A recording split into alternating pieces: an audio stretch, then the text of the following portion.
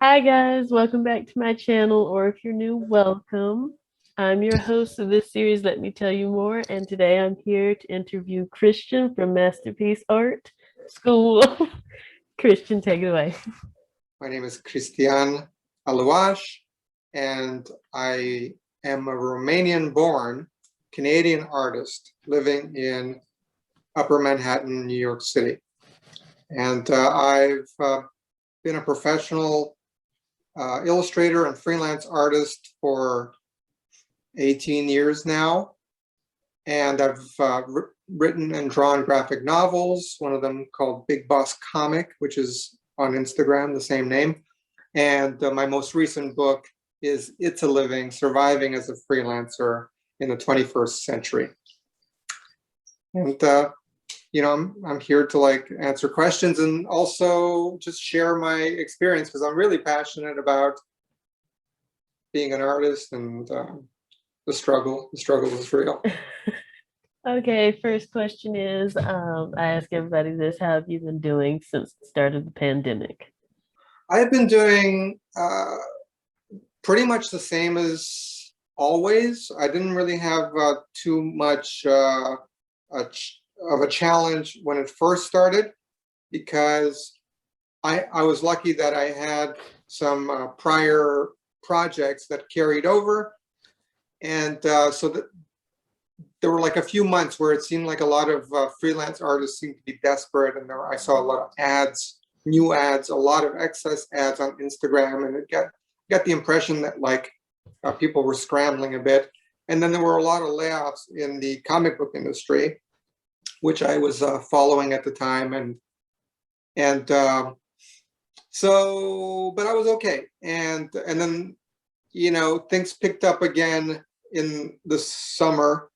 Clients came back and long-term clients that helped. And then, I have techniques for bidding on projects, which I list in It's a Living. So I just utilized that and I was able to get work. And then I did a lot of, what else did I do? That's last summer. I did a lot of soul searching and planning, a lot of self-authoring. It was a very thorough self-business plan. I wanted to reevaluate where I was coming from and where I was going, and solidify the person I am. For those who don't know you, who are you? I was afraid you wouldn't ask. Well, I mean, that's funny because I tend to define myself by my profession a lot.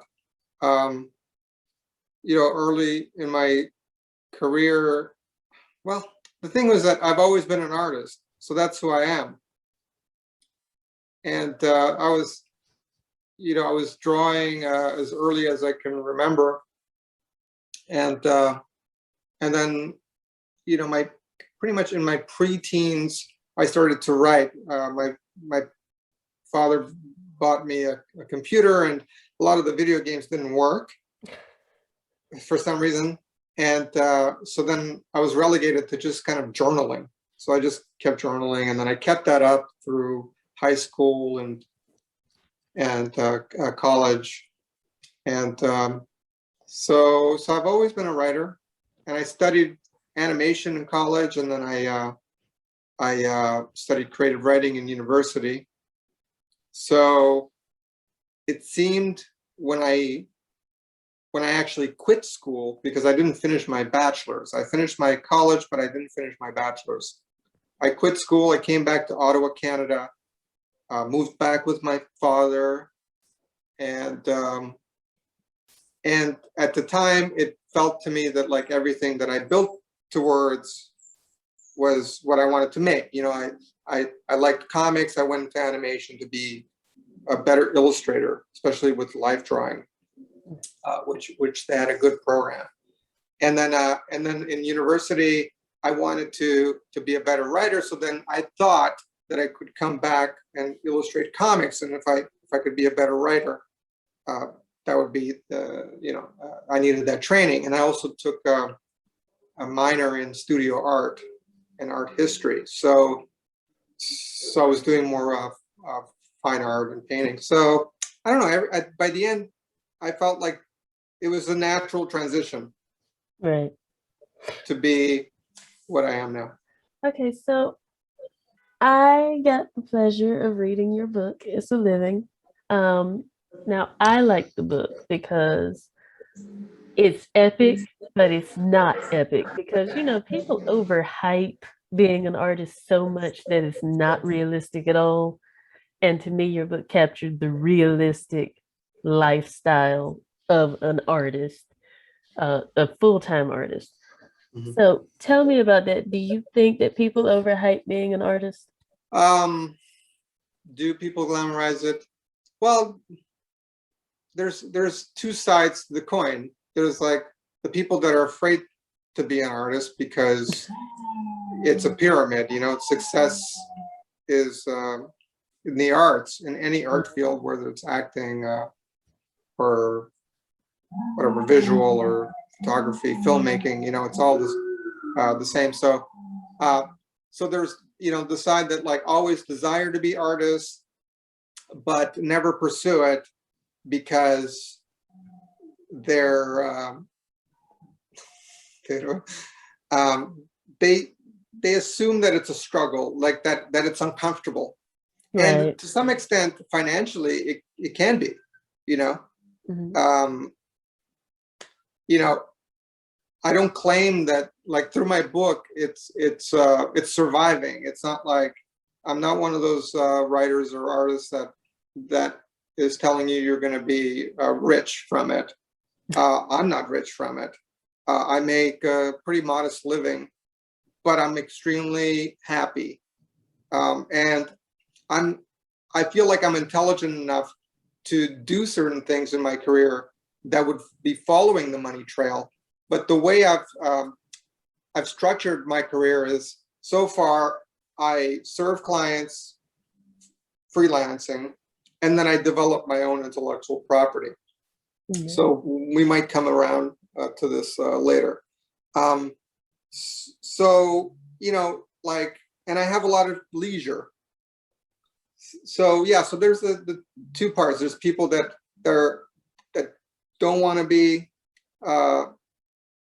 They'd rather kind of live in a cubicle or do something that they don't enjoy, and then always wish, like, what if, like, what if I was brave enough to risk, like, to risk, I don't know what they think, but anyway. So then the other side is like a person like me, where when I started out, because I had options, so I could have worked in animation. And I remember that first year I came back, and it was a little tricky, because I mean, in the book I go into detail about like how I kind of sabotaged one opportunity at a studio, because I was a little cocky, coming back from university. Well, all my college friends that were working in animation studios, they were they hadn't, they were just working. But I had another vision,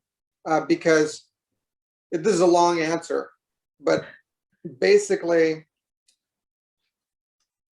I didn't quite want to do animation. Mhm. I felt that I still had to beg people for work, and it's like it was seasonal. Mhm. You, like, a studio in town would have a show, and then they'd be out of work, and you'd have to go to another show. And it was not hard enough that if you're talented and you network enough, you'll always find work. But I thought I would work for myself, and I registered a sole proprietorship, and I thought I could make art and self-publish, and I was publishing other books too by other artists. And so pretty soon I ran out of money, and I was dead broke. And I eventually had to accept social assistance for 40 weeks. Mm. And when I was at my most dead broke, I mean, I didn't even have, I remember doing a show in a cafe. I got this show in a really nice cafe that was like, it was, ideal. It was a nice looking cafe, and they had regular shows, so people knew it. But I remember I didn't have, I couldn't afford a bus ticket, So at my lowest, I was dead broke and a little nuts from it because I burned all my bridges. Right. So, but the other extreme is, this is the end, like, of that story, is the other extreme is, in that time, I remember telling people, I remember telling my dad, I remember telling a few strangers that I met that I was willing to die as an artist. I was like nuts, I, like, to me at the time, it looked like I might, I mean, really the social assistance helped. I had, but, and that helped me kind of put me on my feet. And then I got some teaching jobs, but that's the extreme. It's like, you have to be willing to die for what you're passionate about. And, it sounds dramatic, but there was very little chance that I would have died, and when people really think about it, it's like here in New York, there's like homeless and crazy people on the streets, and you look at them and you go, they're still alive. And some of them are old, Yeah. So they've made it that far. They're nuts, and they're crazy and they got addictions. But, if they can survive, I mean, you with your intelligence, even if you're half-witted, you can do better than that, Right. Do you think that it's just, I don't know, like how you are that makes you that way? Or like, what do you think? Because most people can't commit to anything really that crazy, even though I kind of think it's an extreme commitment to decide to stay at McDonald's for 20 years. But people do. So, Mhm. like, do you think that it's just, I don't know, like your artistic mentality that makes you commit to that? I meet a lot of people that have that same uh, like struggle, that decision and the hesitancy. And actually, I met somebody. Well, I know somebody in New York that I had coffee with last weekend, and they have an IT job, and they make over $300,000.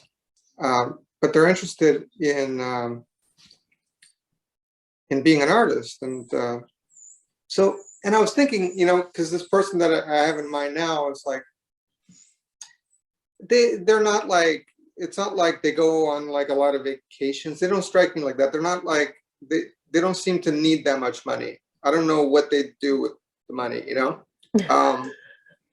Yeah. because it's not like they you could see that they spend it. Like, I have other friends too, like, where you see that you could tell like they make a high income, but you could also tell that they're tapped out. Like, Right. literally, they eat out all the time, they drink all the time, they're decked out in like, name brand everything, and you can tell that they're actually living paycheck to paycheck still, So in thinking about that recently, I don't think it's that. I don't think it's like I don't think it's the money. I don't think it's the comfort in the money.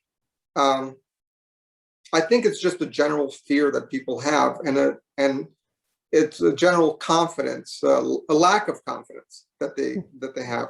I think it's a general insecurity because they always come up with these excuses like, "Well, what about healthcare?" Like, I don't have healthcare. I'm Right. like, are you sick? They're not sick. It's the majority of these people, they're not sick. Right. They have nothing wrong with them, but except for the fact that in terms of this, certainly, maybe in other areas of their life, they don't live in fear, but in this, they live in fear. No, but like, they're not as committed as Right. somebody like me. And there's a lot of full-time people and a lot of more successful people than I am, at what they do. But they're not as committed as I am at getting better. Like part of the reason, like for example, I've had series of artworks that have sold really well.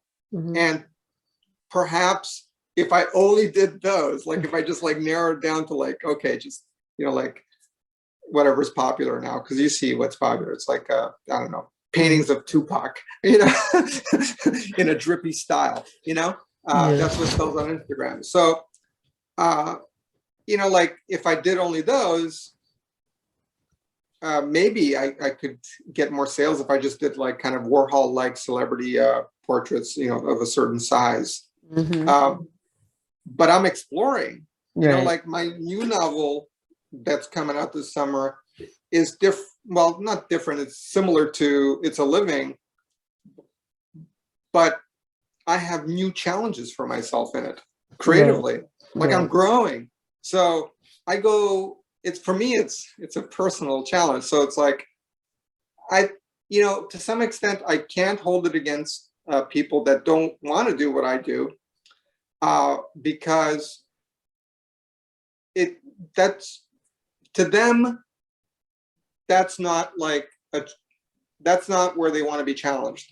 But I think they're losing out only if they don't have areas in their life where they're truly challenging themselves every single day. Yeah. If you're waiting for a boss at a job that you're not passionate about to challenge you every day, you're a slave. Because when you think about it, right? Yeah, that's very true. Because you're waiting for them to prod you to do something you don't want to do. So, and then what's the reward? It's like money and the best life that people can have. And this is a generalization, like if I was in a debate with somebody, that had a good job and let's say traveled a lot and spend their money, and they would say that that's the purpose. And actually, I have a chapter in the book that's called what is it?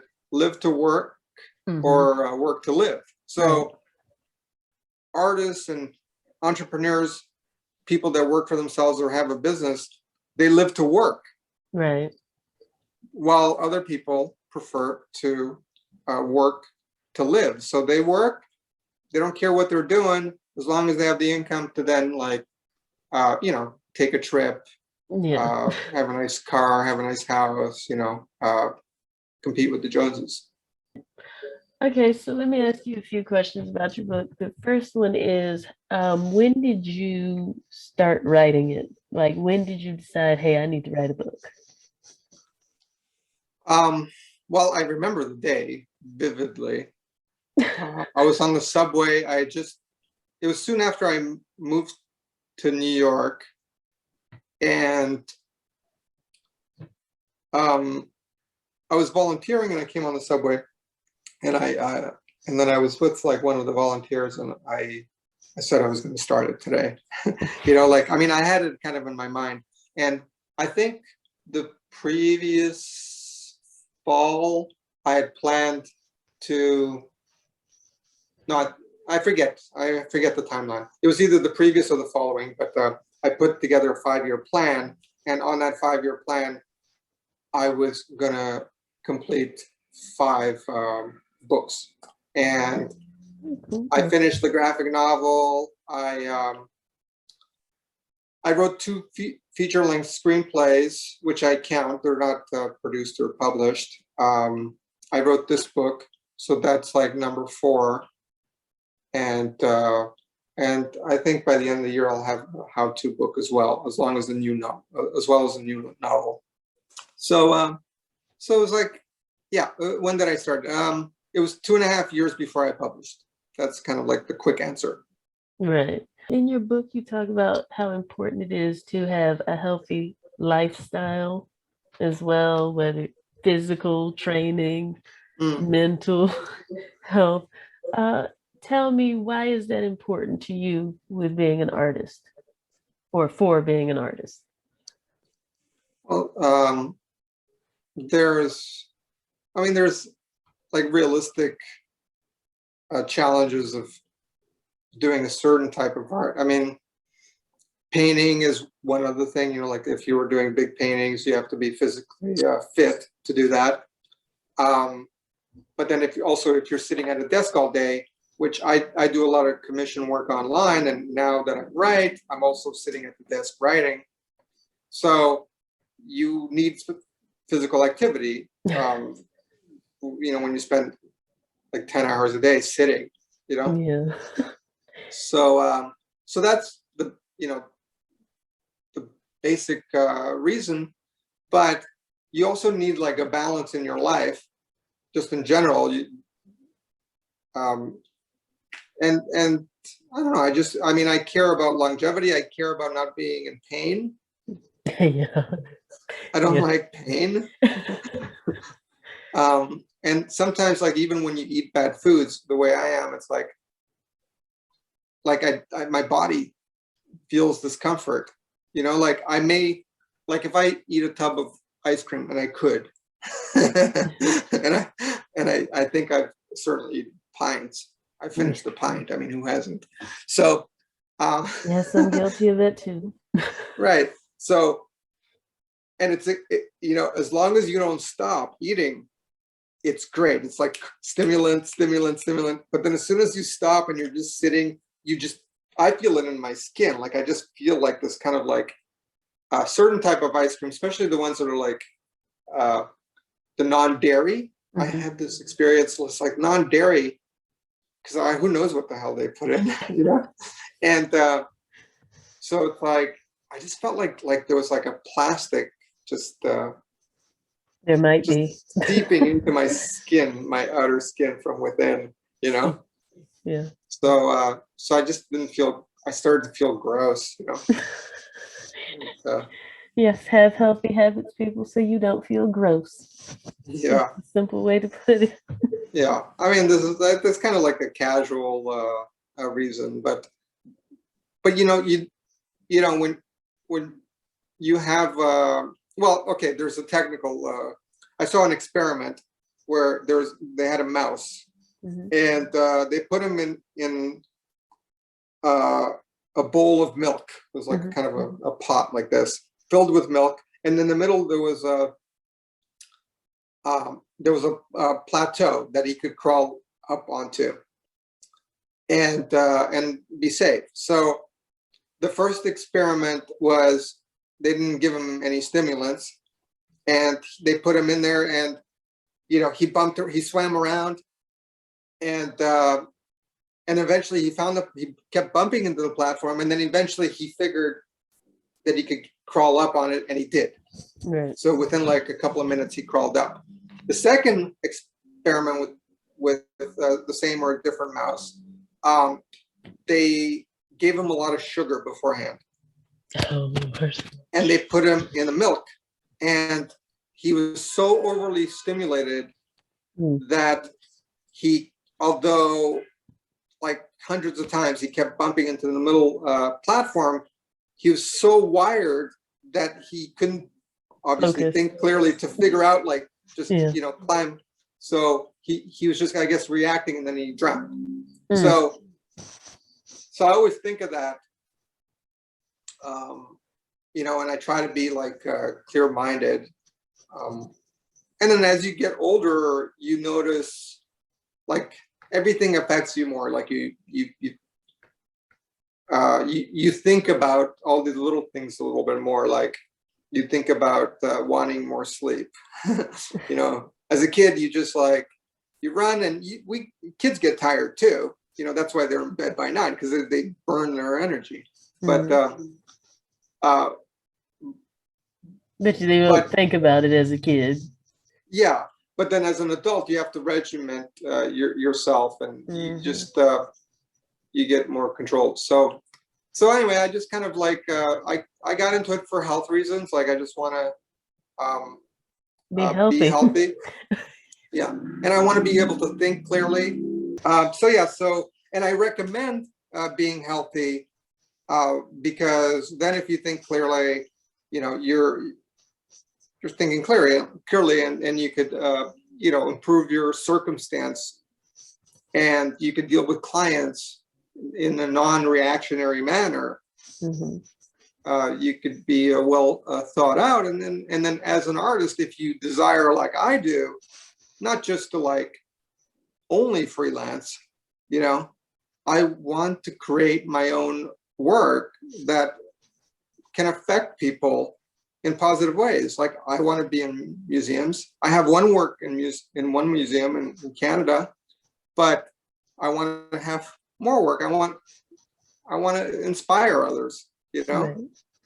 Yeah. So yeah, so your body's a temple, and you have to treat it as such, and it's like, the mind and the body affect each other, and everything has to be clean. Do you think you have to be inspired to create something, or do you think you don't have to?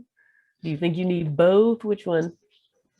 Um, I used to think that was ridiculous. Mm. But to certain things, it's not about being inspired. It's about like visualizing the whole image in your head first. Mm.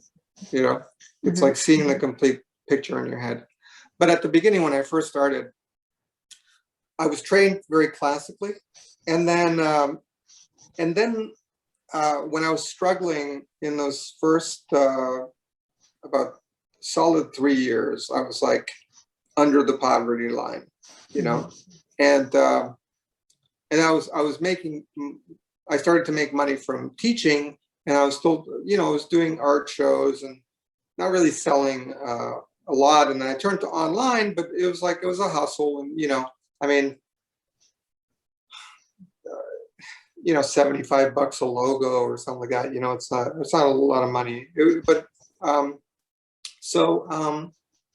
But early on, creatively, I was doing larger works and working in abstract art, and right before I found online bidding for projects, because I couldn't afford to go out, and I moved back with my dad. So it's kind of like, and I couldn't go back to my animation friends because I burned all my bridges. Like I was kind of not rude, but like when eventually that studio that I insulted came back to me with a job, I turned them down because I thought I was going to be an artist, and I couldn't fail now. So I couldn't turn back. So, and I didn't want to do any other jobs. So then during the time that I was broke, I bled my credit cards, and then my father, looked at me and he said, like, well, I don't care if you want to die to be an artist, but you're not bringing in any money. So he drove me to the Social Security office, and they gave me like $150 a month for food. And every few months they gave me at the start they gave me $250 to buy new clothes, because I had like holes in everything. And then, but I was really ashamed to take the money, I was really embarrassed at the time. And so then what I would do is they would send me the check, and I would sign the back of it and just hand it to my dad, because I didn't want him to think that I was like, using it on anything else, like going out drinking or anything. And in fact, I used to have a 3-pack a day smoking habit. I was so broke, I quit cold turkey, So I was for 3 years, I was living like a monk in my old childhood bedroom. And I wanted deeply and greatly to show my father that I wasn't failing at it. So what I started to do is, like, I'd wake up at 8 o'clock every morning regardless, and I'd work on something. And that's why I say that, like, in that period, I thought, I can't wait for inspiration, I Right. would create something, whatever it was. And at the time, it was like a lot of abstract stuff. I was, experimenting with lines. I was painting my walls. I was just like bored, like I, uh, so, I painted the trim of like around the apartment. I took my closet doors off and I spray painted and with the windows open and, like I painted everything. So I kept myself busy. And then slowly, like, I started to teach and to get projects. So, but now with like certain series of paintings, it's like it's kind of like I romance myself into the work, Yeah. like it's a little more organized in some ways. Like let's say weekends, um, are kind of like reserved for my own work.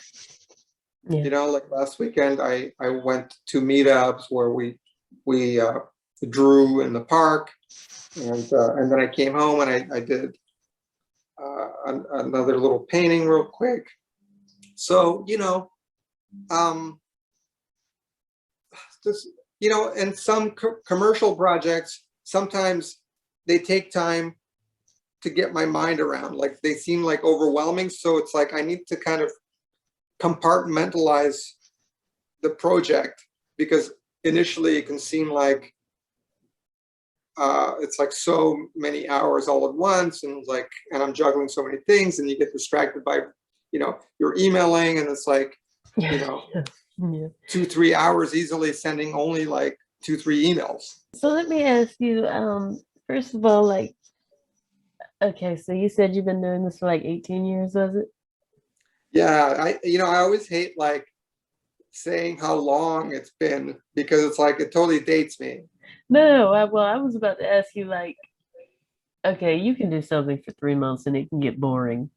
Mm. So you've been doing this for 18 years. How is it not boring? Like,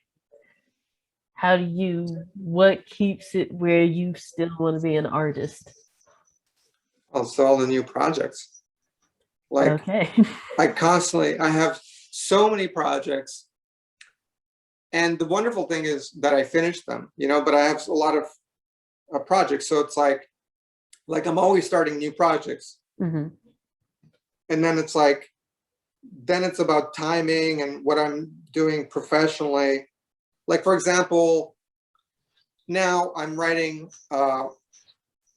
this new novel and I'm serializing it during the summer. And I'm pretty sure that this Friday is going to be the first day. I also have to prepare a newsletter this week too to let people know. And anyway, there's a lot of little parts, but I'm launching this book, and then in August I'm going to be redesigning my masterpieceartschool.com website. Hmm. So so I'm on a schedule.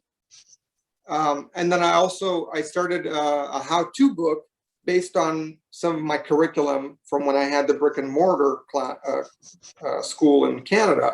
So I adapted some of that curriculum with new materials into a how-to drawing book. So I started that and I thought, oh, this was going fast because I already had the material, like a lot of it. So it was going fast, but then I thought, I kind of paused it to work on the book because this seemed like it was kind of scheduled before anyway, So so I have that, and I have I have I think 4 other book projects that are at different stages. One is like just a prospectus, which has like a chapter by chapter outline. Other one is kind of it's more like notes. It's got an outline, but then notes, and there's kind of some uncertainty about like the structure of it based on the subjects. And I just, I'll constantly paste either quotes from other authors or, clever things I think of that I think would fit that book, themes that I want to discuss. And then And then I have a fiction that I started last year during NaNoWriMo, which is National Novel Writing Month Challenge.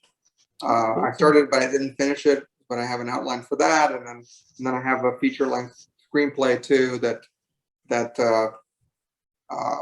it's like I did 9 drafts, so it's pretty good.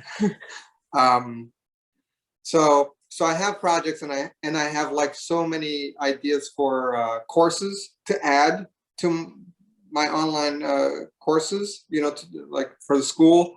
And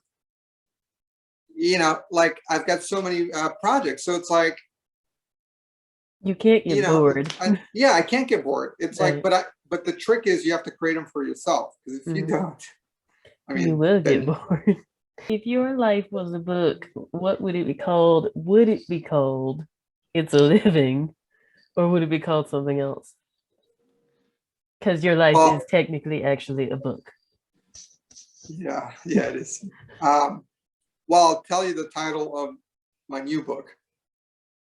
Okay. It's called, I'm but ready. I wouldn't say it would like define my life, but it's certainly the period that I'm focusing to write about. That it's a good title for it. It's called Restless. So but I don't. The funny thing is, a working title for It's a Living was, because it started out as an autobiography that nobody was waiting for, because everybody wants to write an autobiography, but it's like it seemed like you're just like kind of it's a love letter to yourself, like you're just writing to yourself.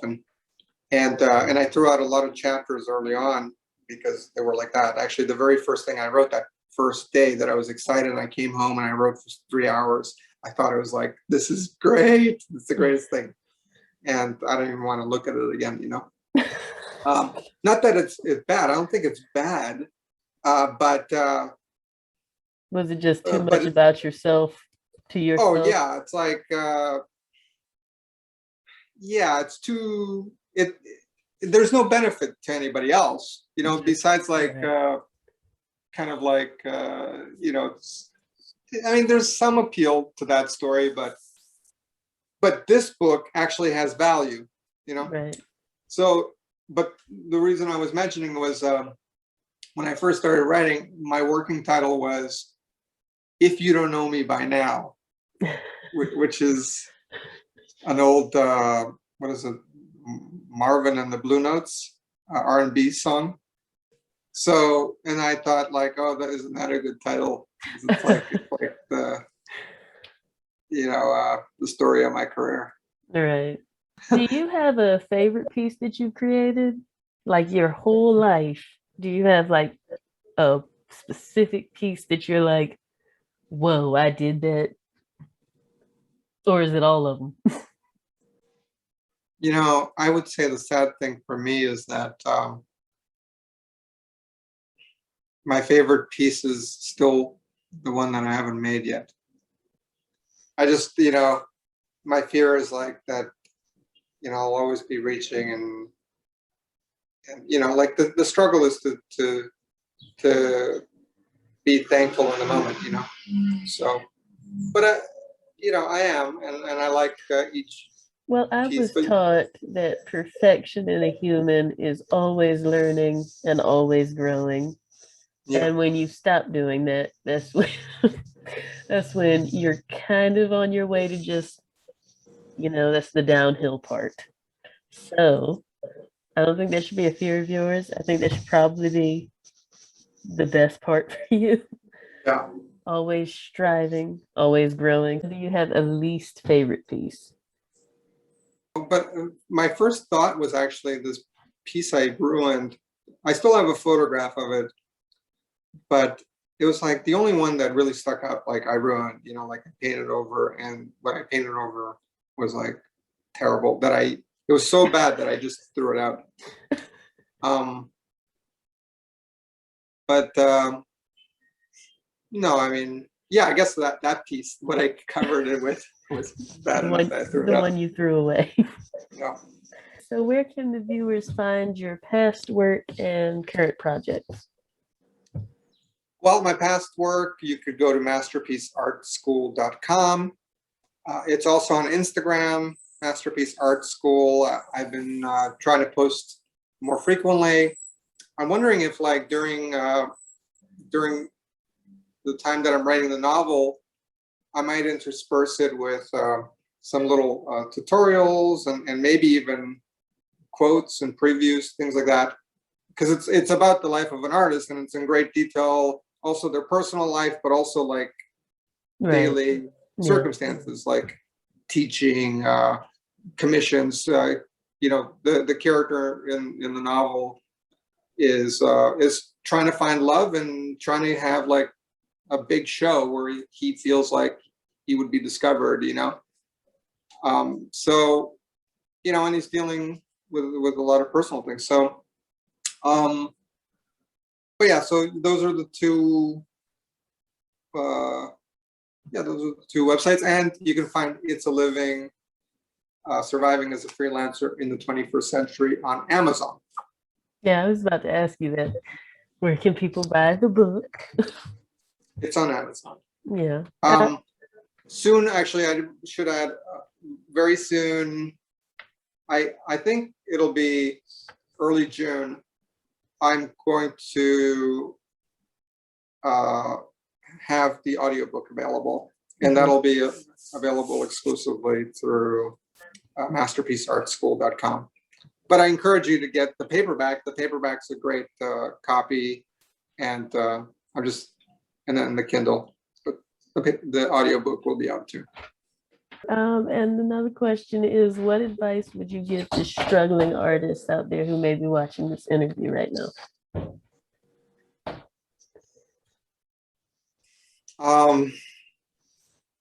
I don't know. I mean, like, they have to figure out why they're struggling. There's a lot of factors to being successful, and the definition of success is different for everyone. Mm-hmm. I encounter a lot of,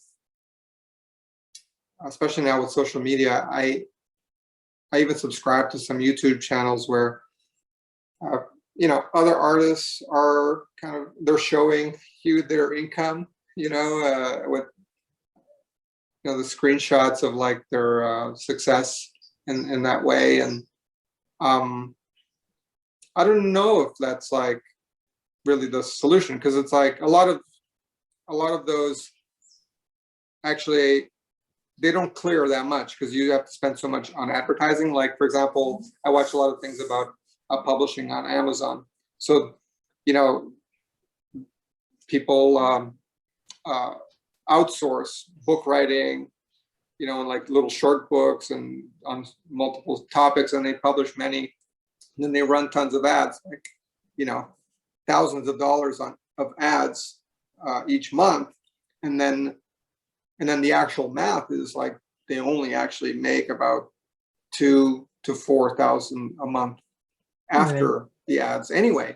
Yeah. So there's, so then they'll list like, their yearly income like 200,000, but really what they clear is not that much. So in the end, it's like a matter of how you want to spend your time.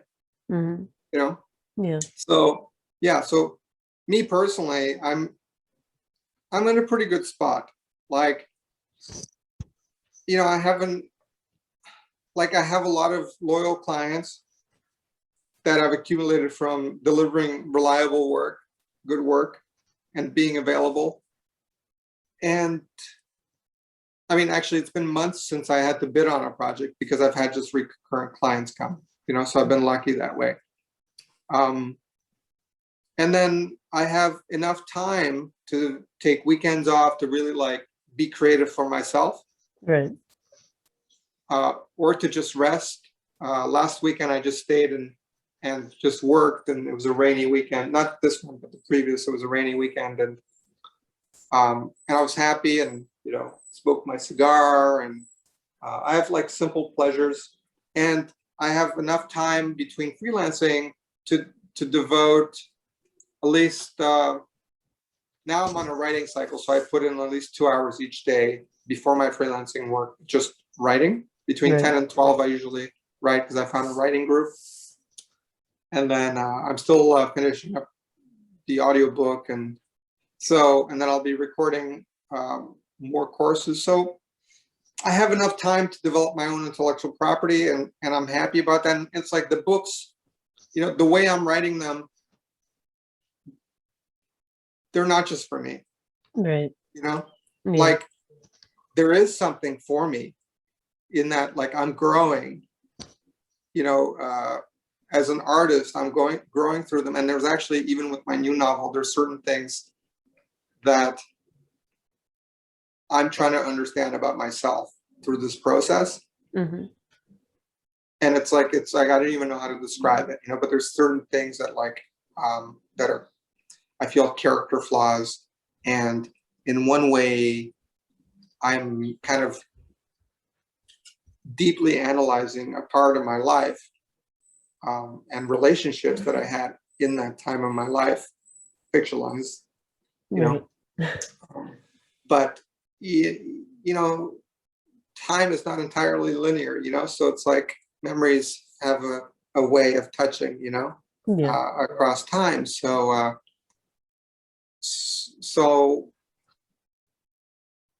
I think I'm going to be a really great person by the end of it. Thank you, Cristian, for being on my channel. Thank you. And I hope that watching this interview inspired the artist in you. Bye, guys.